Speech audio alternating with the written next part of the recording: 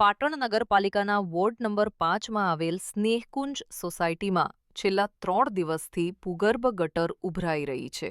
સોસાયટીના સ્થાનિક નાગરિકો દ્વારા પાટણ નગરપાલિકાના ચૂંટાયેલા કોર્પોરેટરો અને ચીફ ઓફિસરને વારંવાર રજૂઆત કરવામાં આવે છે. ચીફ ઓફિસર પૂરતી વાત સાંભળતા નથી, મોટર બળી ગઈ છે તેવા ઉદ્ધતાઈ ભરા જવાબ સ્થાનિક રહીશોને આપી મોટર ચાલુ થશે ત્યારે આ સમસ્યા ઉકેલાઈ જશે આવા જવાબ આપી ફોન કાપી નાખે છે. 3 દિવસથી શું મોટર રિપેર થતી નથી? પમ્પિંગ સ્ટેશનમાં 5 મોટર હોય છે, 3 ચાલુ હાલતમાં હોય છે અને 2 એક્સ્ટ્રા મોટરો રાખવામાં આવે છે. પરંતુ આ બાબતને વહીવટકર્તાઓ દ્વારા યોગ્ય ધ્યાન ના અપાતું હોવાથી અને કોન્ટ્રાક્ટરો સાથે મિલીભગતના કારણે પમ્પિંગ સ્ટેશન ઉપર યોગ્ય વ્યવસ્થા થતી નથી, જેના કારણે 3 દિવસ સુધી મોટર રિપેર થતી નથી અને જે તે વિસ્તારના લોકો ઉભરાતી ભૂગર્ભ ગટરની સમસ્યાથી હેરાન પરેશાન થઈ રહ્યા છે. સોસાયટીની અંદર કોમન પ્લોટ સંપૂર્ણ ભૂગર્ભ ગટરના પાણીથી ભરાઈ જવા પામેલ છે.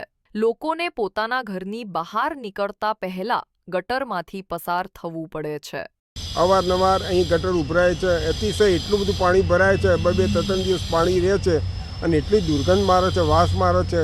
આખી સોસાયટીમાં ચાલવાની પણ તકલીફ છે, પગ ક્યાં મૂકો એ પણ તકલીફ છે, ગાડી લાવી લઈ જવી પણ એટલી તકલીફ છે. અને કોઈ પણ અધિકારીને અથવા બેનને જવાબ, હમણાં ચીફ ઓફિસર સાહેબને ફોન કર્યો તો એમનો તો ઉદ્ધેયભર્યો એટલો જ જવાબ હોય છે કે તમે એમને ફોન કરો એટલે પછી મૂકી દેવાનો, તમારે કંઈ બીજી વાત કરવાની નહીં, અમે બધી વ્યવસ્થા કરીશું. આ 3 દિવસથી સમસ્યા હોવા છતાં સ્થાનિક રહીશોની રજૂઆત ચીફ ઓફિસર દ્વારા સાંભળવાની જગ્યાએ ફોન કાપી દેવામાં આવે છે.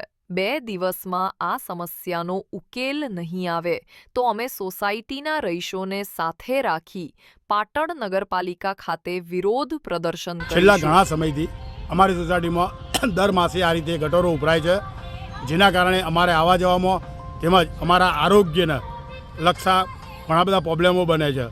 પણ એ અમે રજૂઆત કરીએ તો કોઈ અમારું ઓભરતું નથી, એટલે અમે આજે દીપકભાઈને અને ભરતભાઈને બોલાવી અને અમારી રજૂઆતો કરી